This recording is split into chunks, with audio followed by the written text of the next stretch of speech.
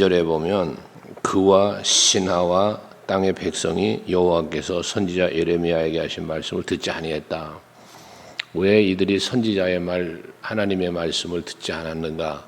세상 권세를 의지했기 때문입니다. 세상 권세를 더 소중히 여겼기 때문에 그렇습니다. 우리가 왜 세상을 바라보지 말라라는 말을 하는가 하면 세상을 바라보다 보면 하나님을 잊게 되어져요. 하나님을 못 보는 거죠.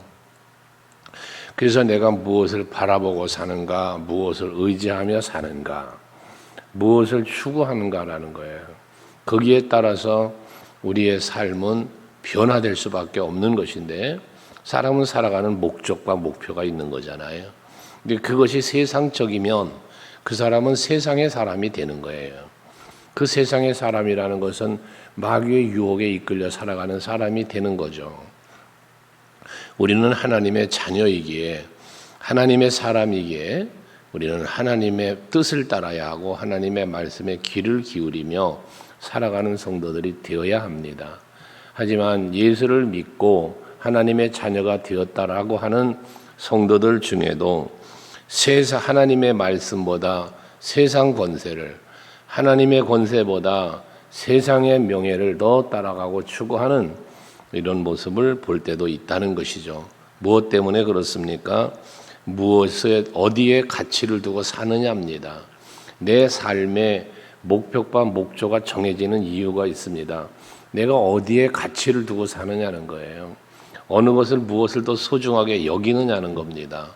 우리가 아브라함에 대한 말씀을 나눌 때에 그가 왜 고향과 친척과 아버지 집을 떠날 수 있었으며 왜 이삭 하나밖에 없는 이삭을 제물로 드릴 수 있었는가라고 할 때 아브라함은 전적으로 하나님을 믿었기 때문이라는 답을 성경은 말하지 않습니까?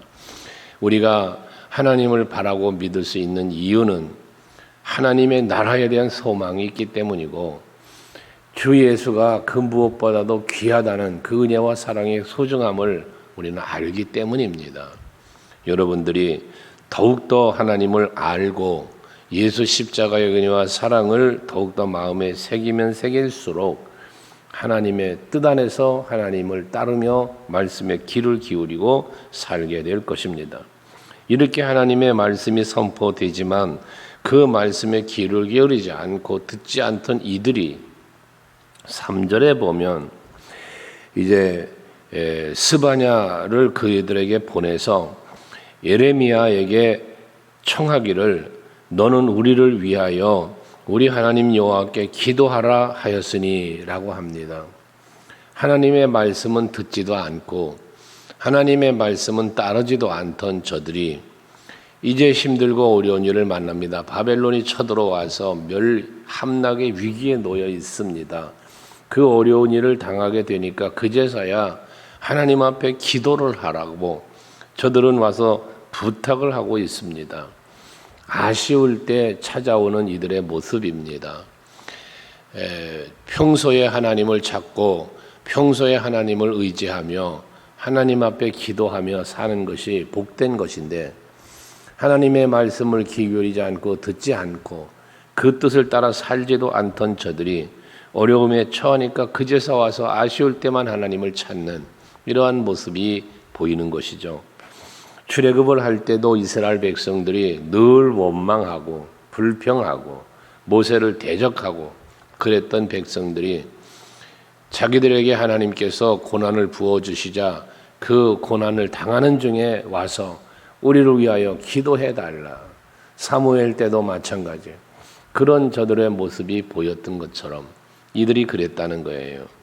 하지만 이 말씀을 묵상하면서 저는 한 가지 생각한 것이 아쉬울 때 하나님을 찾지만 아쉬울 때라도 하나님을 찾는 이들의 모습이 아쉬워도 찾지 않는 자들보다 그래도 그나마 낫지 않느냐라는 생각을 했습니다. 여러분, 우리가 힘들고 어려울 때라도 하나님을 찾을 수 있다면 고난을 주시고 우리를 꾸짖으시는 하나님의 마음을 헤아릴 수가 있을 것이고 고난을 통하여 하나님께로 돌아오는 하나님을 찾는 그러한 믿음의 자리로 나올 수 있는 기회가 되니 그것이라도 괜찮겠다라는 생각을 했던 겁니다. 하나님께서 책망을 하고 고난을 주고 여기 지금 바벨론을 통해서 멸망의 위기 상황에 놓여 있는데도 불구하고 하나님의 말씀을 선포함을 듣지 않고 회개하지 않고 하나님의 도움을 바라지 않는다면 그건 더 완악한 거죠. 그래서 여러분들도 우리가 365일 1년 12달을 우리가 다 24시간을 하나님을 찾고 하나님 의지하고 살 수는 없지 않습니까? 때로는 세상을 볼 때도 있고 때로는 하나님을 잊고 세상에 사람을 찾고 세상 환경을 따라가는 잠깐이지만 그러는 우리들의 모습이 있단 말이죠. 하지만 그러다가도 다시 여호와를 찾고 다시 주님 앞으로 나올 수 있는 이러한 우리들의 모습은 하나님이 그 모습을 기뻐하시지 않겠냐는 생각을 했었던 것입니다. 그때에 이렇게 나와서 아쉽지만 하나님을 찾는 저들이 예레미야를 찾아왔을 때에 그때는 예레미야가 갇히질 않았었다는 거예요. 4절에 보면. 그런데 그렇게 와서 기도를 하니까 5절에 보시면 바로의 군대가 애굽에서 나오매 예루살렘을 에워쌌던 갈대아인이 그 소문을 듣고 예루살렘에서 떠났더라라고 말합니다. 여기 바로의 군대는 애굽의 군대죠. 애굽의 군대가 이 유다를 도우려고 나온 거예요. 유다가 지금 바벨론의 공격을 받고 위협에 처해 있다라는 소리를 듣고 나름 유다를 돕겠다고 이 애굽에서 병사들이 나왔던 거죠. 애굽을 나오는 소식을 바로 이 바벨론 사람들이 듣는 거예요. 그래서 그러니까 어떻게 돼요? 이 유다는 약하고 아무 힘도 없어. 그러니까 이건 우선 둘째 놔두고 저 애굽이 공격하겠다고 나오니 저들과 싸우러 가야겠다 해서 바벨론의 병사들이 그 소문을 듣고 예루살렘에서 떠났다는 거예요. 어쨌든 예루살렘을 공격하려고 했던 바벨론의 공격이 멈추어진 거죠. 여기서가 이제 중요한 거 아닙니까? 여호와 하나님 앞에 우리를 도와달라고 우리를 위해서 기도해 달라고 와서 청탁을 했어요. 부탁을 했어요. 예레미야는 그들과 만나서 그 청탁을 들었을 때 하나님께서는 예루살렘의 즉각적인 멸망을 피할 수 있는 길을 열어주신 거잖아요. 하지만 이들은 결과적으로 보면 뒤에 이제 9절 10절에 나오지만 이들은 하나님의 말씀을 듣지를 않아요. 그리고 하나님의 말씀을 따르지를 않는 거예요. 여호와께로 돌아오는 게 아니었어요. 그러니까 저들이 어떤 일이 벌어집니까? 그렇게 떠나갔을 때에 여호와의 말씀이 다시 예레미야에게 임했다는 거죠. 6절에 보면 그때 하나님의 뜻과 계획이 다시 선포되어지는데 7절에 보면 지금 바벨론의 병사들이 애굽의 병사가 나왔다는 소식 듣고 떠났단 말이에요. 예루살렘을 지금 떠나간 상태예요. 그때 예레미야에게 말씀이 임하고 말씀을 하시는데 너희를 보내어 내게 구하게 한 유다의 왕에게 아뢰라 라면서 너희를 도우려고 나왔던 바로의 군대는 자기 땅 애굽으로 돌아가겠고 애굽에서 나왔던 병사들이 지금 바벨론이 갔잖아요. 그러니까 결국 저들이 돌아간다는 건 뭐냐? 바벨론에게 저들이 패한다는 거예요. 또 다른 말로 말하면 저들이 너희를 도울 수 없게 된다는 거죠. 지금 유다 사람들은 자 애굽이 지금 나왔대. 그래서 우리를 도우려고 나왔대. 그래서 바벨론 사람들이 그 사람들과 싸우러 갔어. 그럼 뭘 마음에 내심 바라겠어요? 하나님 도와주세요 했던 저들이 와 애굽이 이기길 바라는 거지. 애굽이 이기고 우리를 도와줄 걸 바라는 거죠. 이게 이들의 마음이었다는 거죠. 그러니까 하나님 말씀하시는 거예요. 저들 돌아가겠고 바벨론에게 패배했다는 거예요. 전쟁에. 그래서 애굽이 돌아간다는 거예요. 너희를 도울 수 없다는 거예요. 그러면서 8절에 갈대아인이 다시 와서 이 성을 쳐서 빼앗아 불사르리라. 결론은 바벨론에 의해서 너희는 멸망당한다는 것이죠. 그러면서 이어지는 말이 9절이에요. 여호와께서 이같이 말씀하시니라 너희는 스스로 속여 말하기를 그랬어요. 누가 이야기하고 누가 다른 사람이 이야기하는 것을 듣는 것도 있겠지만 여기 말씀은 스스로를 속인다는 거예요. 여러분 누가 무슨 말을 해도요. 내 심지가 견고한 사람은 그 말에 휘둘리질 않아요. 내가 믿음의 반석 위에 굳건하게 서 있으면 어떠한 말도 어떠한 상황에도 흔들리지를 않아요. 하지만 그러지 못하면 여기 말하는 것처럼 스스로를 속이는 거예요. 여러분 스스로가 스스로를 해야 하는 거예요.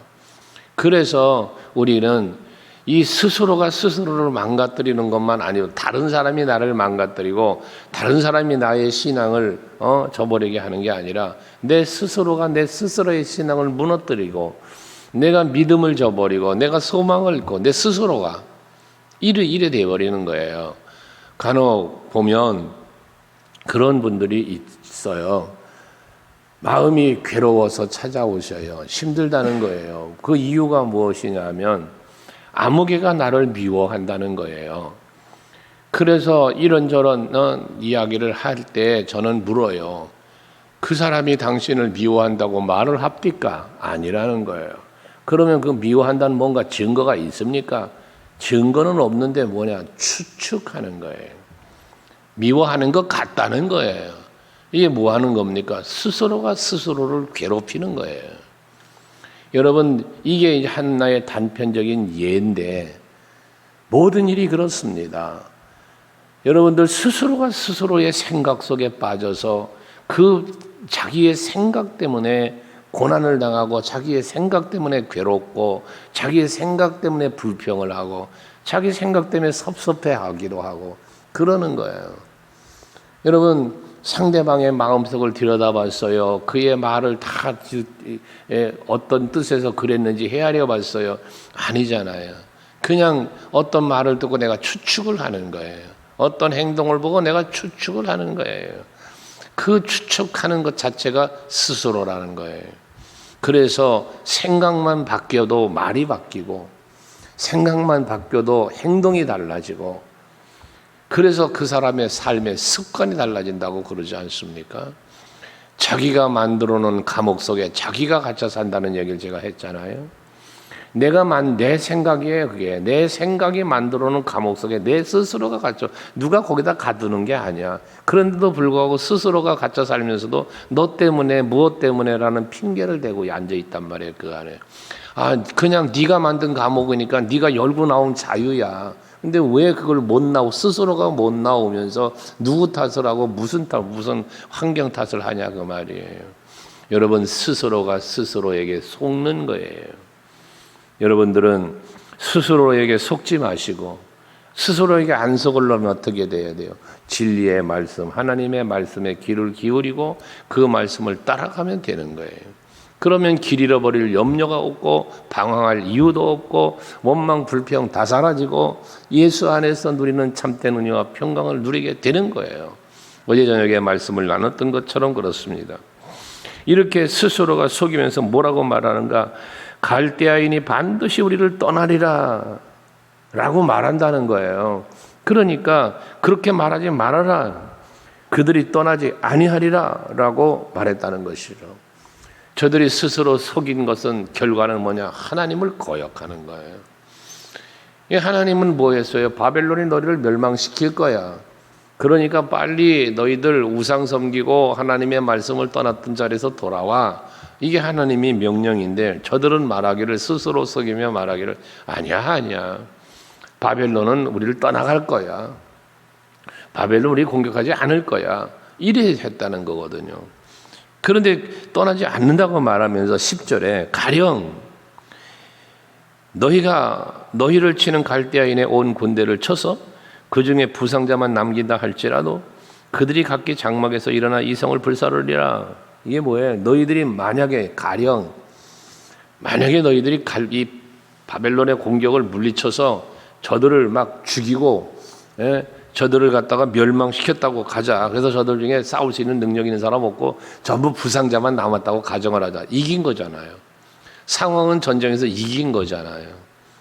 하지만 설령 그렇다고 해도 저들이 다시 일어나서 너희들을 성을 불사르리라. 이게 뭐예요? 결과는 전쟁에서 이긴 것 같지만 결과는 너희들이 패배하게 되어진다는 거예요. 성은 함락되게 되어진다는 것을 말하는 것입니다. 하나님이 계획하시고 하나님이 말씀하시는 모든 일들은 인위적인 힘으로 막을 수가 없다는 사실을 말씀하고 있는 겁니다.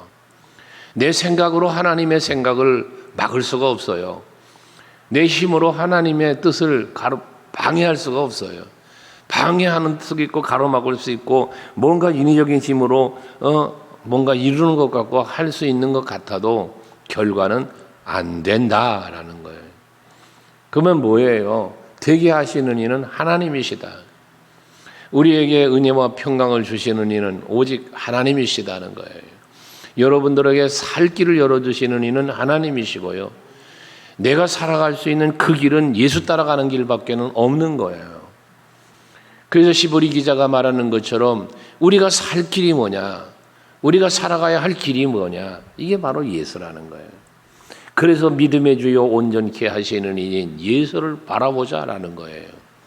오늘도 여러분이 사시면서 내 생명의 주관자가 되시고 나의 보호자 인도자가 되시는 유일한 하나님의 나라에 이르는 길 되시는 예수를 바라보며 사는 여러분들이 다 될 수 있기를 바랍니다.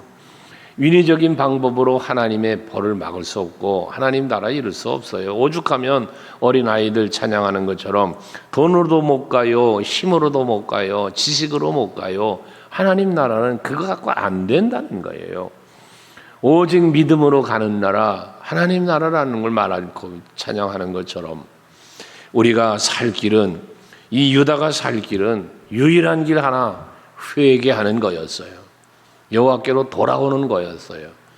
그렇다면 오늘을 살고 있는 우리들도 참으로 우리가 살 수 있는 길, 범사의 치유와 회복이 되는 길, 이 길은 회개하고 돌이켜 여호와를 바라보고 여호와를 찾고 의지하며 따르는 삶을 살아가는 것만이 유일한 길이라는 사실을 여러분들이 확실히 다시 한번 깨달아 아시고 오늘도 주만 바라보시며 사시기를 바랍니다. 기도할 때도 이와 같은 믿음을 갖고 오직 여호와 오직 예수밖에 없다는 믿음으로 기도하시고 그 기도에 응답하시는 하나님의 은혜가 여러분 아침에 임하기를 바랍니다.